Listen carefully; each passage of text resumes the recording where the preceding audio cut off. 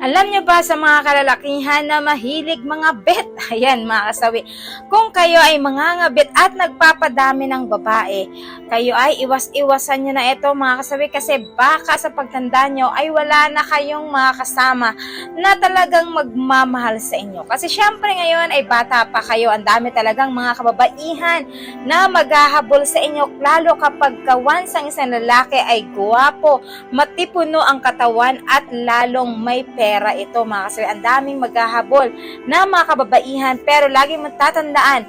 pag sa bandang huli at talagang tatanda ka na at may edad ka na at hindi ka pa talaga magseryoso sa isang babae, sabi ko sa inyo, magugulat ka na lang, bandang huli wala ka nang makasama kasi wala nang babae na magsiseryoso pa sa'yo. Kaya kung ikaw ay mahilig mang babae, ang gawin mo na lang,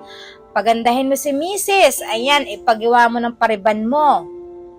linisan mo ng